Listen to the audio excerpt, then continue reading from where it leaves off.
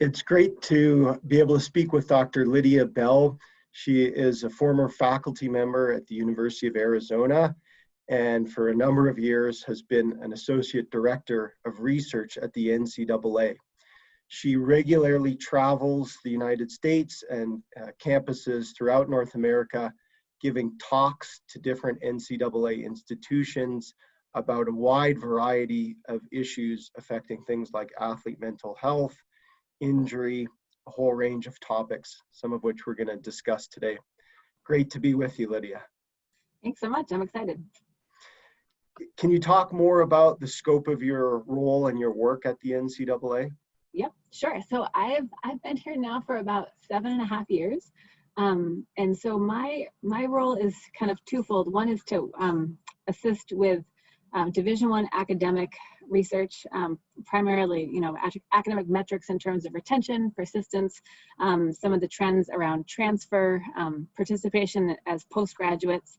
And then I also do some work in student athlete well-being, really broadly, through a lot of our survey work. We have a couple quadrennial surveys that we do here at the national office. One is called the Goals Survey, and that looks at the student athlete academic, athletic, social experience. And then we also have a social environment survey that looks at student athletes, kind of their experiences with their campus and their campus community. So we use that data to kind of inform our understanding of student athletes across all 3 divisions. And then we also will do kind of smaller, more one-off kind of surveys. And a really good example of a recent one is we just this past spring conducted a survey on well-being. There was 38,000 student athletes who participated across all 3 divisions. We wanted to understand the impact of COVID-19 on the student athlete well-being. And that survey went out just a month after many of our students returned home, and was only in the field for 3 weeks.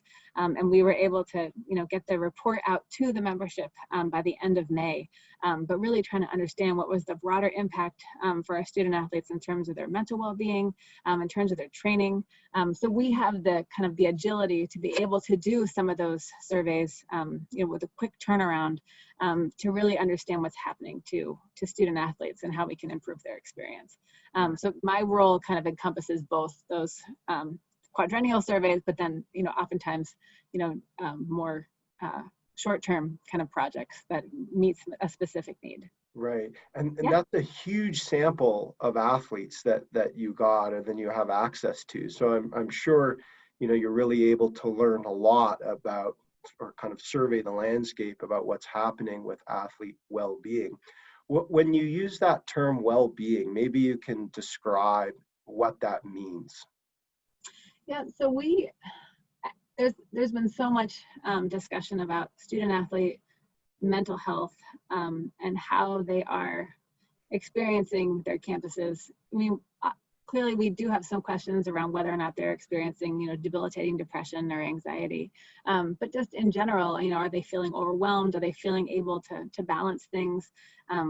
Sleep is also something that we're really interested in when it comes to student athlete well-being.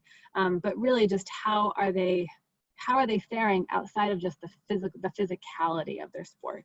Right. So beyond just physical health, how is their mental wellness, and trying to assess that and think about ways to really improve it.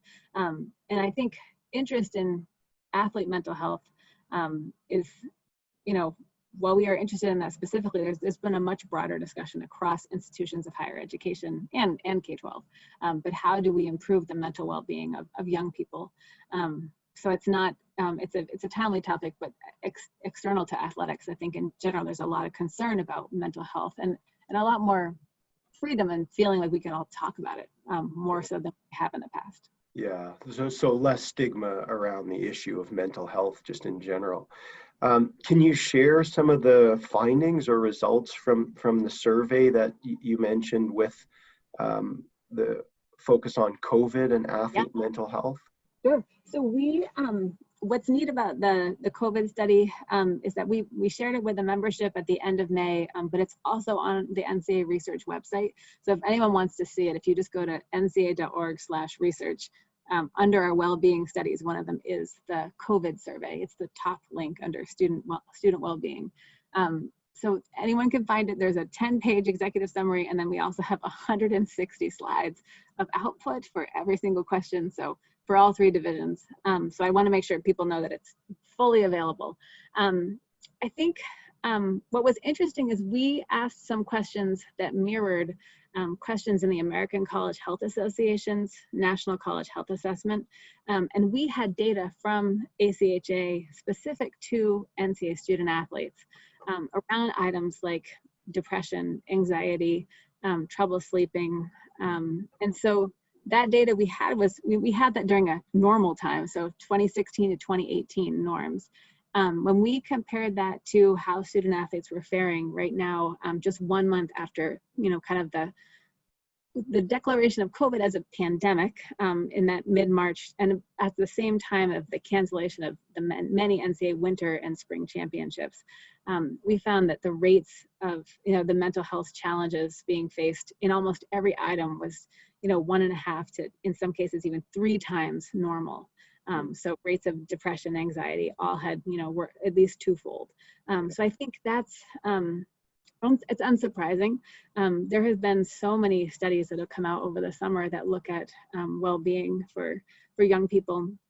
There was a study, it's been discussed widely that, people between the ages of 18 to 24 were expressing, 1 in 4 was expressing suicidal ideation over the summer.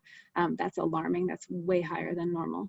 So I think a lot of people are hurting right now. And there's, not only economically, there's lots of anxiety with a virus that none of us really fully understand. But I think for many of our student athletes, our concern too is that for many of them having to go home, not being away from teammates, only being able to connect virtually, for many not being able to train, for some of our student athletes, many of them have been playing the same sport since they were 5. They may not know a week without their sport, and to suddenly not have access to it. I think just is really, it's understandable why there could be heightened depression, anxiety, feelings of hopelessness.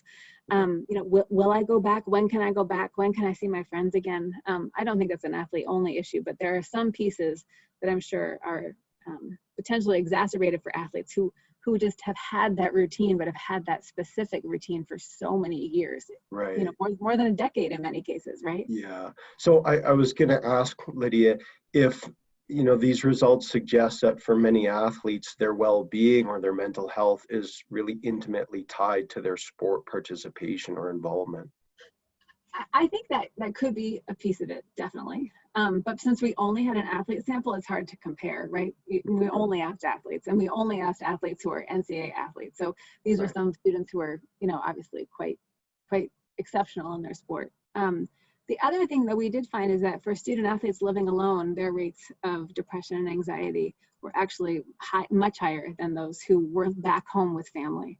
For some of our student athletes of color, particularly our Black student athletes and Latino student athletes, their rates of mental health concerns were higher than those for their white athlete peers. For student athletes whose families were experiencing economic distress, so those who may have had a family, suddenly their finances were much worse off than before, the pre-pandemic, their levels of sleeplessness, anxiety had also increased. So we were trying to look at it in multiple layers. And unsurprisingly, for some of our seniors, who are right there getting ready to, complete their sport, especially, our spring and our winter sport athletes, to suddenly have it come to an end during that senior year, not knowing, can I return? Would I have will there be eligibility if I was to come back? Did my sport career just end and I had no idea it was coming? I think for a lot of student athletes in that boat, we did see some higher rates, and all that's a part of our slide deck. But trying to see there are certain populations that definitely seem to have, more larger mental health concerns than some others. Yeah, and I guess I asked the question because you mentioned that, you can compare the data pre-COVID versus post-COVID, and, so relative to themselves as a comparison group, when their sport was taken away, it sounds like across many sectors or different segments of the NCAA athlete population, that some of these mental health issues seem more prevalent. Would that be accurate? Absolutely. Yes, that's absolutely true. I mean, in many cases, 2 to 3 times the rate. But I think, suddenly being launched into a pandemic, that's an absolute novel experience. It's traumatic. So I don't think it's a surprise that we see those numbers, but then Right. to think about how can we be, our best empathetic selves when kind of engaging with those athletes. But also knowing that I'm sure, coaches and administrators are also, no one is unaffected by this pandemic. Yeah, for sure. Did differently, right? For sure. And then I guess in the case of the athletes, not only do you have the pandemic, but you also add to the fact all of the other things that you mentioned in terms of their sport, their routines, their social dynamics being impacted. Also, I thought it was interesting that you mentioned, that COVID doesn't seem to be affecting people's mental health equally across all segments, I guess, of NCAA athlete populations. Why or what would you attribute, for instance, the finding that you mentioned about African American athletes and them having higher rates of depression or mental health concerns? Do you have some sense of why that might be the case? Well, I think it's important to note the timing of the survey. So the survey was out in the field on April the 10th and it closed on May the 1st. So that was actually before the murder of Ahmaud Arbery became national news. That's also pre, George Floyd, Breonna Taylor. So I think it's important. There's been additional trauma that's been specific to the African American community that I'm sure has only heightened mental health concerns. Our survey took place and the data were gathered ahead of that time. Right. So I think someone might assume that. So I want to show you where the timeline is. Yeah. But I think we do know that there are, we do know that the prevalence of the morbidity is higher among both African American, Latino, and Native American communities as opposed to white communities when it comes to COVID. There's also more communities may be susceptible because there's more people who are deemed essential workers and don't have the luxury of working and learning from home. So there's also more higher possibility that people may live in a multi-generational household. I think there are other environmental factors that may make the virus more prevalent in certain communities, particularly the Black and Latino community, which may also be impacting levels of anxiety or mental health in that area. Yeah, definitely. Can you talk, and you've alluded to this already, but can you talk about how the data, whether it's this goal survey that you mentioned or the data that you're collecting on other areas, how does that inform NCAA policy in general or broadly? Sure. Yeah, I think it's important to know that, while we have a national office and there's, almost about 500 employees here at the national office, the people who work here at the national office are not those who set the policy for the membership. There's over 120 committees that are made up of athletics directors, senior women's administrators, faculty athletics representatives, student athletes, camp athletics commissioners across all 3 divisions.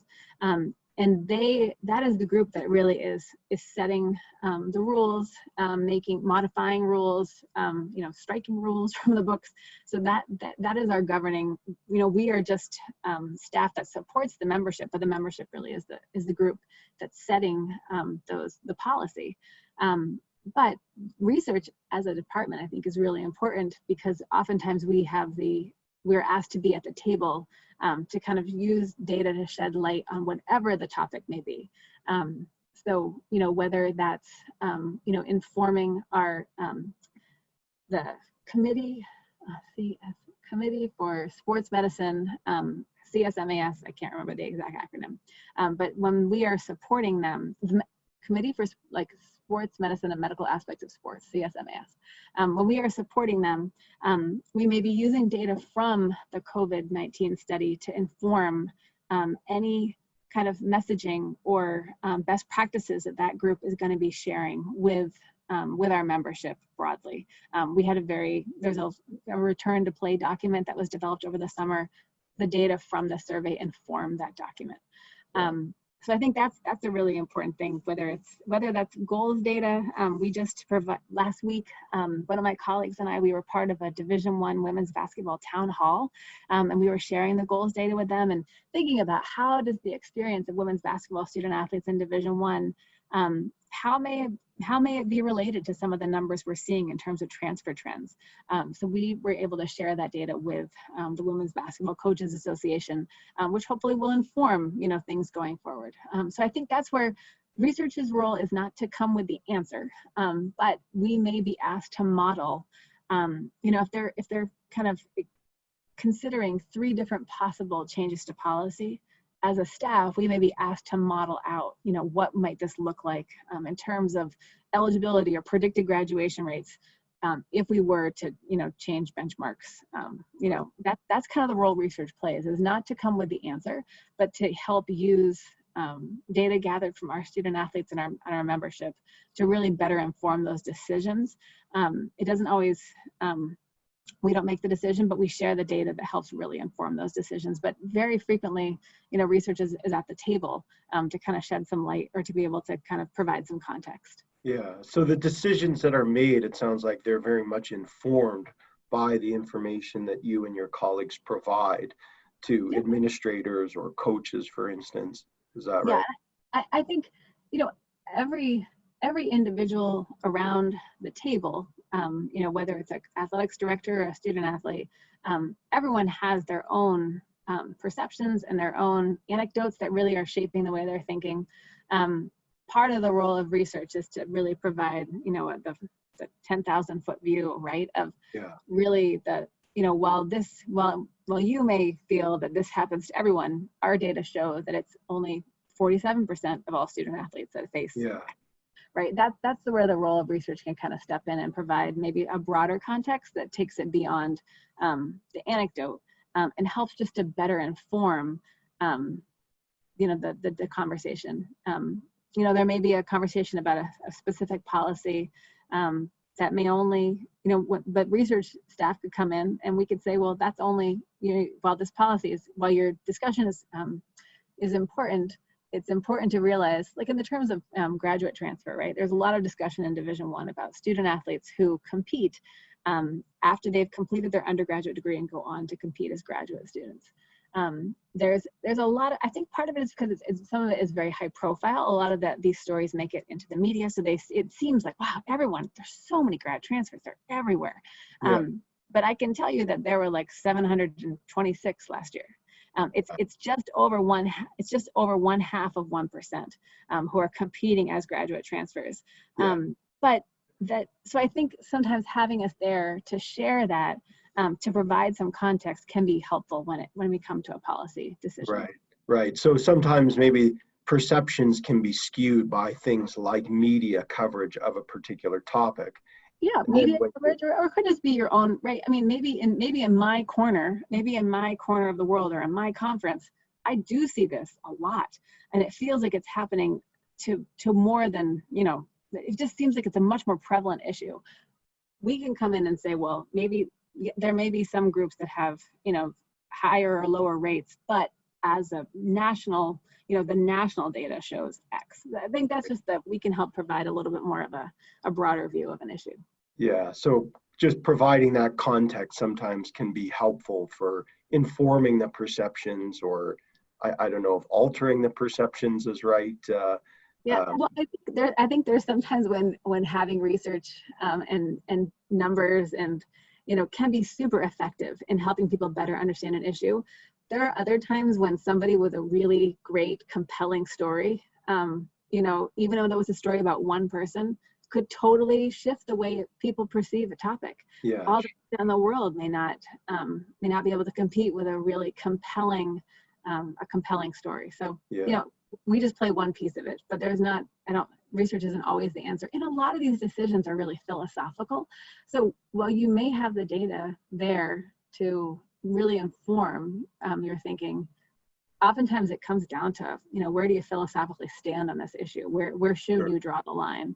And sometimes data isn't going to get you there. You need to have a really hard, thoughtful conversation about what do we stand for and why are we headed in this direction? Right. So it's one piece of the decision-making puzzle or policy puzzle. In terms of retention, I know you mentioned that's an important part of your role. Are there certain factors that positively influence athlete retention? Yeah, I think, well, I mean, it's the same thing that I think affects a lot of our students, right? Being on a campus where students feel like they belong and they can make an impact, being part of a team where they're able to contribute their talents and they feel that they're valued. I'm sure that that always goes a long way in retention. I think one thing that's been really interesting is that in Division I a few years ago, we did a study at the behest of National SAC, which is our student athlete governing body, looking at issues of early recruitment. So that was looking at student athletes who may be contacted prior to their junior year of high school. And if you think back to when you were, I don't know, Les, maybe you were a much more advanced junior in high school, high school student. But when I was a freshman in high school, when I was a student in high school as a freshman, I was not thinking about what college is going to be the best fit for me. I wasn't making my list of the things I was looking for versus, what kind of residence experience I wanted, right? But there are, especially in women's team sports, there are a lot of our student athletes who have historically been recruited really early, probably before they had a chance to even think about what they were looking for in terms of college. And when we did that study, we were asking them about their timing. We also asked whether or not the coach who recruited them was even there. And we found that for those who recruited, freshman and sophomore year, it was almost 1 in 4 that didn't even have their coach still there, the coach that recruited them when they finally matriculated onto campus. Right. So I do wonder, if someone does commit to a school very, very early in high school, how may that be shaping whether or not they're retained? It just may not, if they had known then what they know now, would they have still, enrolled in that institution? And I think Division I's made some real changes in terms of the recruiting timeline. And the other divisions have made similar changes to try to really push that back and to wait a little bit later for students to make that choice. But I think that could definitely be impacting retention for our students.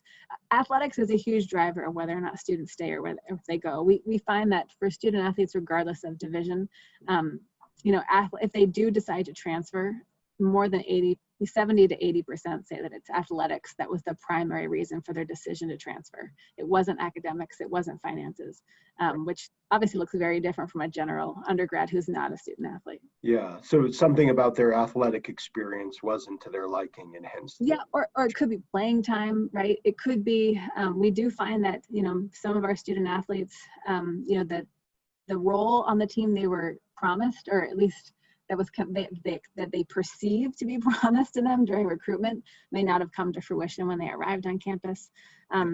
We, in our goals study, we asked back in 2016 or 2015, we asked student athletes, what matters to you in terms of sport, that you get to play a lot, that you get to be on a good team, that you get to be, have a leadership opportunity. For a lot of our student athletes, it's over, 4 out of 5 say the opportunity to play a lot is really important to them. A lot of student athletes don't want to come and just sit on a bench or just be part of practice. They do it because they love the sport. And so they want to be able to have opportunities to compete. Yeah. So sometimes finding a school that, has room for you, not only as a teammate, but also a contributor. I understand why a student athlete why that may affect their thoughts about transferring. Right. So would you say in some cases it's maybe more important for the student to play on a team where they're able to play and contribute, and less relevant the prestige of the institution or the quality of the program as a whole and its reputation? I think it depends on the student and their goals. I'm sure I would hate to make a assumption that for every student, as long as they get to play, they don't care where they go. I'm sure there are many students who I'm sure are taking into account multiple factors. I mean, over 70% of student athletes in all 3 divisions say that academics has played an important role in their college choice. So I'm not saying in any way that they're not taking into account academics, but they are taking into account athletics, they're taking into account whether or not they feel like they had a good fit with their team. All of those things are playing a role in what helped them choose that college and what helps them think about staying at their institution. Yeah. So I don't want to say anyone's not thinking. I'm sure there are many of them, the prestige of the school, the prestige of the program may be a driver. But what seems to make a lot of them happy is the opportunity to be out there and to be competing. Sure. I just wanted to go back to your point about female basketball players, and you mentioned that in some cases they're recruited quite early. And I'm wondering if there's any data that track the kinds of experiences that they have based on the year in which they're recruited or the year in which they agree. So if it's a really young athlete in their freshman or junior year or sophomore year at high school, does that impact the quality of the experience that they then go on to have in college versus maybe the athlete who's recruited at a more mature age as a senior, for instance? Yeah, we have that data. I'm not sure that we've cut it that way. But if someone was on our research site, so ncaa.org/research, and scroll down to Division I data, it's towards the bottom on the right-hand side, that early recruiting study, and almost all the questions and the output by sport are publicly available. Yeah. But we did find, when we kind of mapped the question about the average time where recruiting began and their overall satisfaction with their college choice, those sports that were recruited earlier in high school, most of them were women's team sports, tended to have a less positive experience with the recruiting experience, as opposed to those who were recruited later. Reflecting back on their experience in terms of being recruited, those recruited later seem to have a more positive experience. And that could just be a maturity piece, a readiness piece. And it definitely does vary widely by sport. Not only men's and women's, men tend to be recruited later as a whole. I think because of men's physical maturity coming later, a lot of coaches probably waiting to take recruiting seriously, waiting for people to fully develop, physically. But also I think there's a real difference in terms of recruiting for an individual versus a team sport. So even our women's individual sports tended to be recruited a little bit later than our team sports. Mm-hmm. I don't know if there's data on this, but I'm curious why there might be a pattern of female athletes being recruited at earlier ages than maybe previously was the case. Is that a function of just sort of pressures for teams to perform well, or it's more difficult to find the right athletes? I think the best people to talk to about that would probably be coaches in terms of, what's changed in terms of their recruiting and how have they seen a change. I think, anecdotally and talking to some, I think there has been pressure to recruit earlier and earlier, to develop, to make sure that you identify talent before somebody else does. But some of these new rules in terms of when student athletes can be recruited, when they can be brought to campus for an official or an unofficial visit, those rules were put into place in hopes of actually addressing that, so that people aren't being recruited way before it's their time. Really, the restrictions now are much more, for most of our sports, don't allow student athletes to visit campus until their junior year. Really hoping to kind of avoid, that having a first year visit and having them kind of not really have a sense of what college is all about before they, and feeling that pressure to make a decision when really they don't even know what they want to pursue. Yeah, so it sounds like there's some policy efforts to try and ensure that players have a certain maturity, and that, I guess if it's standardized across the board, then no one has an advantage or disadvantage in terms of when they can start recruiting athletes, particularly. Right.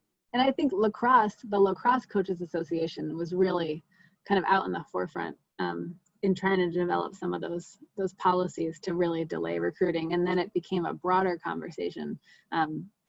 I could be wrong. There could be another sporting organization that started the conversation even sooner. But I remember, in having that conversation, definitely some of the work that Lacrosse had already done was very, they had definitely informed some of our discussions to apply, broadly across the membership.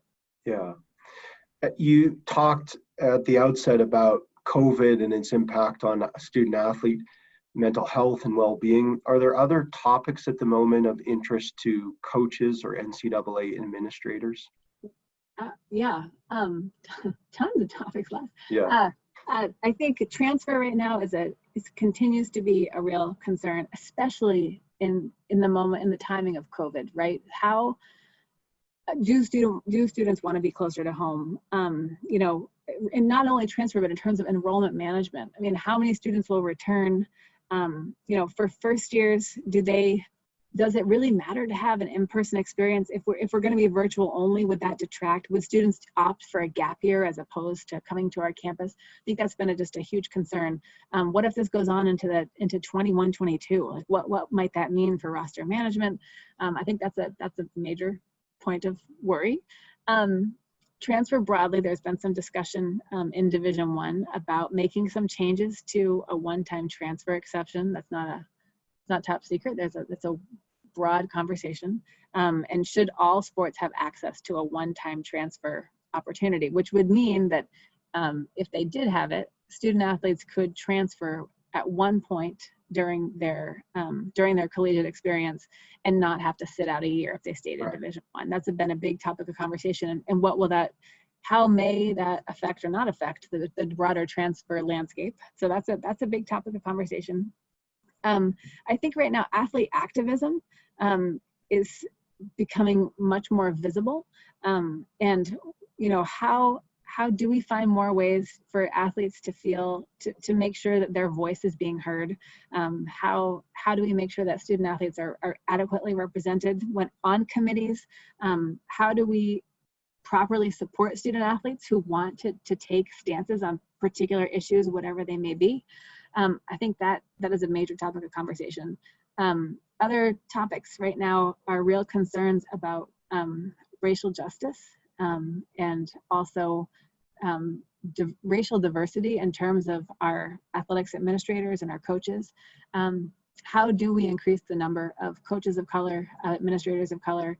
How do we help student athletes of color see others on campus who look like them and make them feel, make sure that they feel comfortable, valued, respected, and how can we work to deepen the pool of applicants? And that's been a big conversation. And also on our committees, how do we ensure adequate representation on committees? Are we even asking the right questions? Are we looking at whether or not our committees are racially diverse? Is there gender diversity? Some committees have very specific.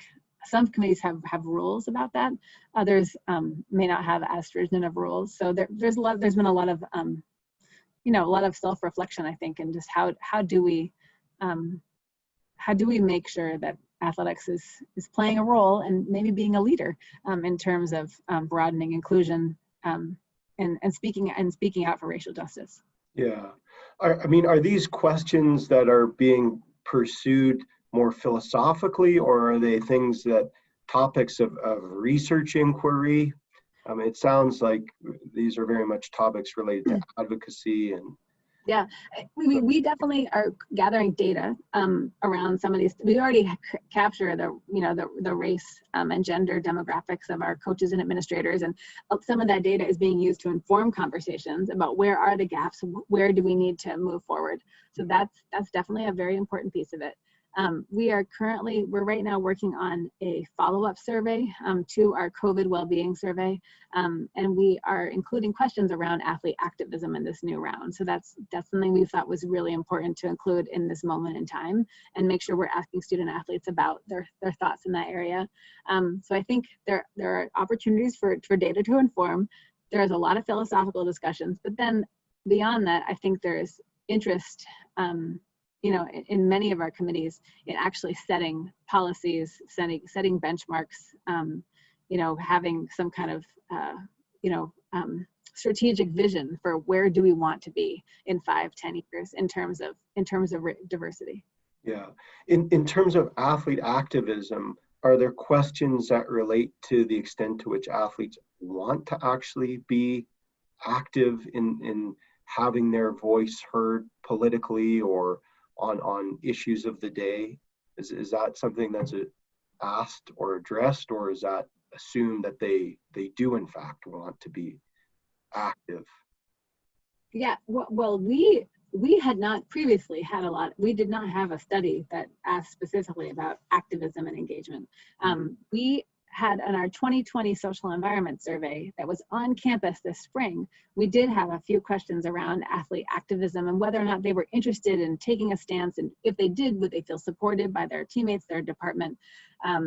But that survey ended up, we had to close it because when campuses shut down, we weren't able to, we just felt like some of those questions didn't even mean the same thing, you know, in the time of COVID that they meant, you know, back in January or back in, you know, October when we printed the survey. Yeah.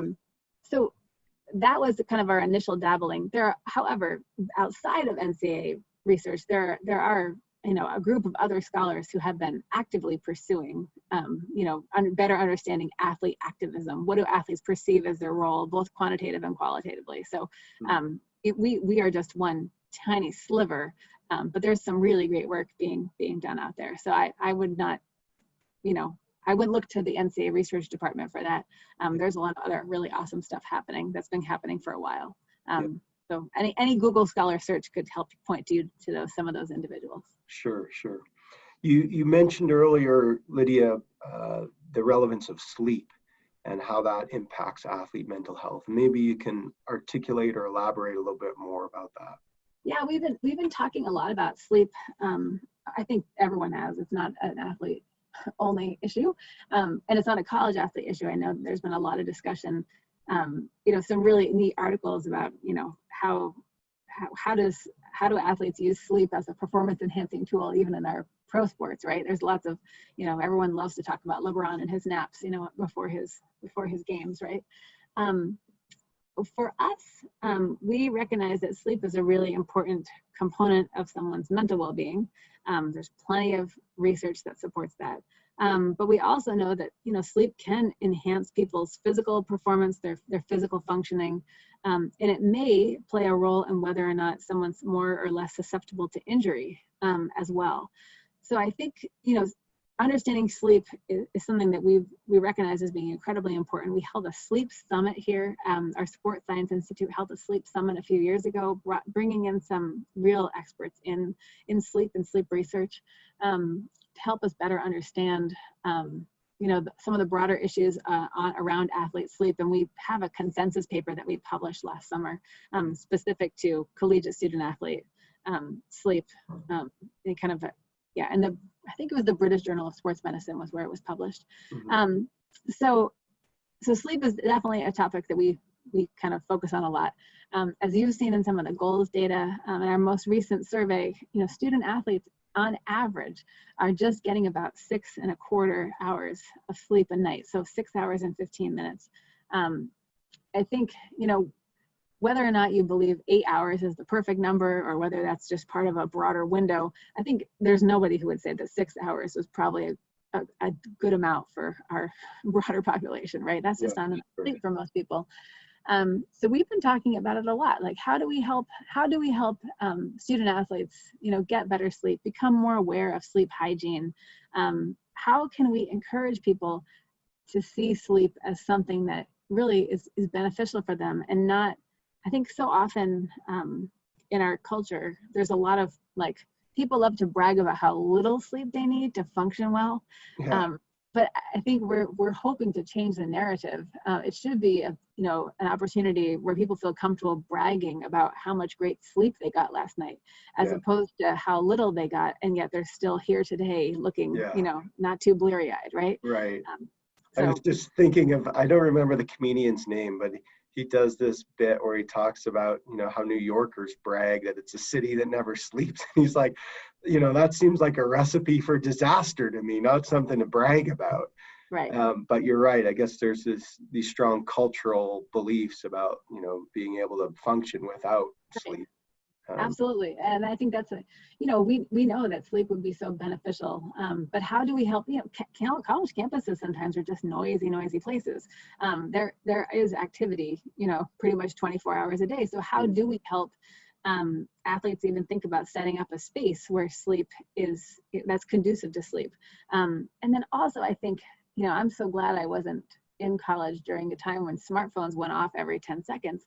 The fear of missing out on that last text, that last Instagram post, I think, that's also a real concern, is how does a smartphone, how may it also be chipping away at the quality sleep someone's getting? How do we help them turn it off? And not only just because of the blue light, just also because of the sound it makes every time it goes off. So I think that's a really big concern. But that's not, I think a lot of colleges are talking about that in general for their general undergraduate population. It's not an athlete only issue.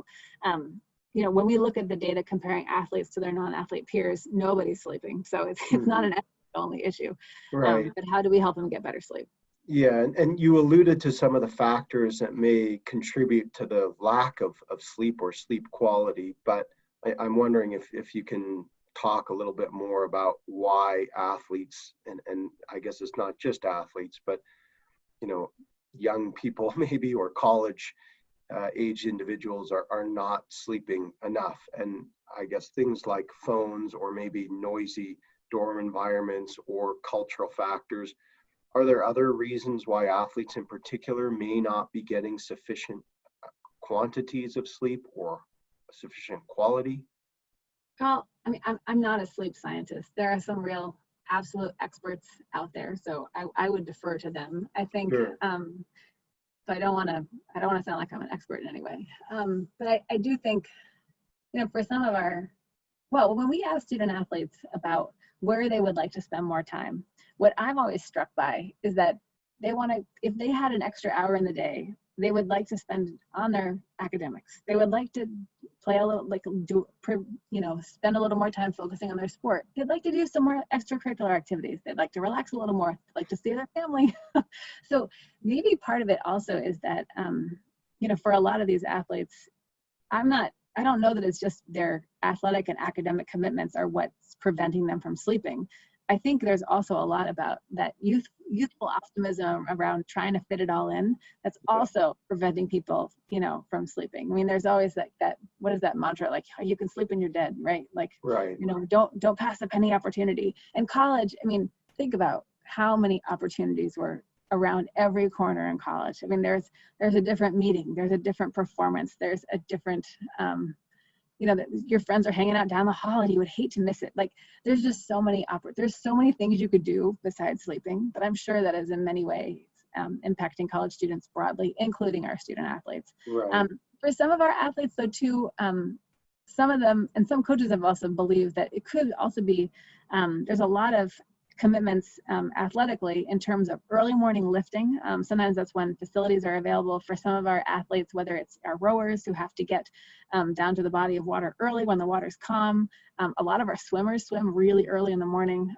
Is that also impacting? If they're working on a lab report that went late into the evening, but then they have to be up at 5 to lift, that may be affecting our student athletes. And for some of our athletes who are traveling, the average student athlete, I think, is away from campus, 1.5 days a week in season. But when they're coming in, whether they're coming in off a bus or off a plane, from traveling from an away game, is arriving late, obviously it's interrupting their sleep schedule. So there could be those impacts too that are not typical of a general undergraduate. Yeah, sure. So a lot of factors related to their social life, their training, and just being young, energetic college students with lots of opportunities to engage. Right, at every corner. Influence sleep. Earlier we were chatting about younger athletes and the recruitment of them, and on that point, I'm wondering if there are commonalities in terms of the youth sport experience that are evident among NCAA athletes. So features of their youth sport experience that maybe facilitate their transition or mobility to the NCAA level. Yeah, I think the challenge again is that, the NCAA research staff, we have really we're really good at getting data from student athletes, but to get data from their non-athlete peers is really a challenge. So obviously the student athletes we have, when we look at their youth sport experience, all of them are participating in college athletics. So it's hard to say, what for those athletes who didn't make it to that level, we don't know why they didn't go on and participate. Yeah. Do think though, one thing I will say is that we have seen many of our student athletes are competing both for their high school and for a club team. Many of our student athletes prior to coming to their institutions are competing in many cases nearly year round in their sport. We also are seeing a lot of them specialize prior to the age of 12, which actually is an area of concern, I think. When we think about that, there's a lot of research that says that that may also increase chances of injury, overuse injuries for someone who specializes so early. But then also there's a chance of burnout, mental burnout in your sport. So I think there's concern there. That doesn't mean, that the numbers that we're seeing for our former athletes, it doesn't mean that they did it right. Because again, we're not seeing those who are not competing in college athletics, but we are seeing that. We also see a lot of our student athletes have at least have perceived that their families have expected that they would go on and participate in college sports. Mm-hmm. There's been probably a lot of pressure, but then also a lot of investment in their sport, whether that's investment in terms of time or money. They're both, they may be needed in different amounts depending on your sport, but no matter what, families are investing exceptional time in supporting their athlete prior to coming to college. So I think we're definitely seeing that. And just how so a lot of students are also coming to campus with families who not only expect that they will go on and play sports in college, but there are many, particularly in sports like football, basketball, baseball, whose parents also expect that they may go on to a professional career, which may also be kind of shaping their decision making and their thoughts about how to engage with their sport in college. Yeah. Is there data that you or colleagues have looked at that focuses in on athlete perceptions of the impact of parental time or investment and how that shapes their experience in sport? We have not looked at, we haven't really dug into parents much more deeply than I just explained to you, but I would say that Travis Dorsch and his colleagues at Utah State and their families and sport lab, he would be an exceptional person to talk to about that. I think his team has done a lot of research in that area.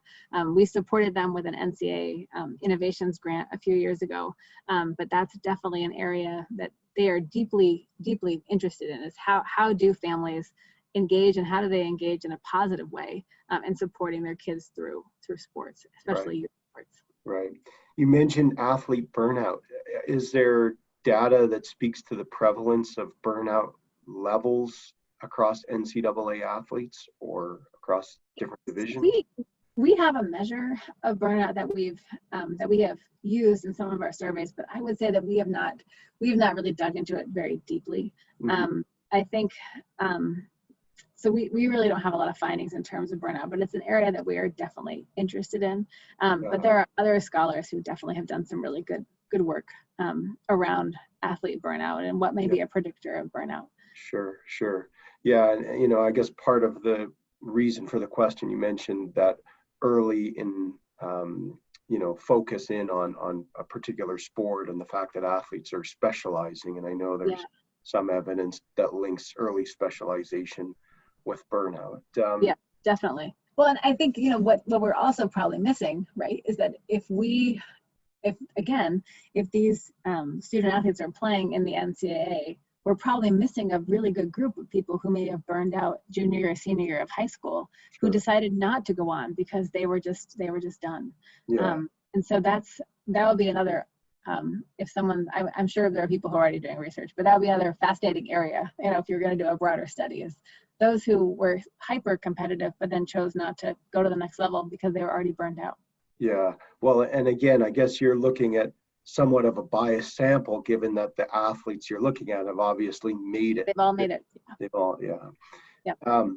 Are there other topics, I guess, that you're researching at the moment, Lydia, or just topics that you find particularly interesting in terms of athlete health or well-being or their sport experience that excite you at the moment?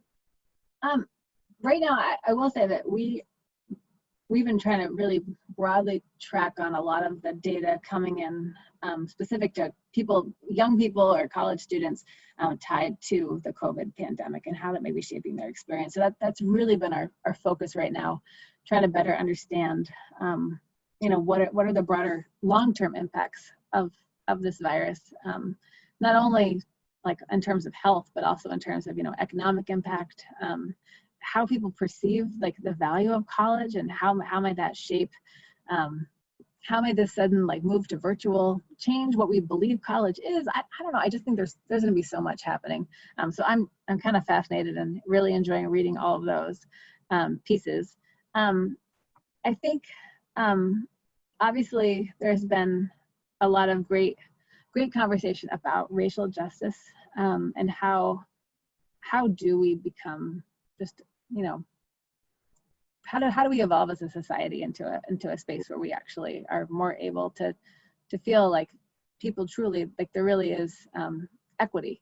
And part of my thought too is, in our department, what can we do to continue to promote, to provide data that kind of sheds light on these issues and really recognizes, if there are inequities, trying to use some data to make a difference in that space, and asking ourselves too, when we are sharing data, are we being as inclusive and intentional as possible in the ways that we're sharing data or the ways that we're defining categories?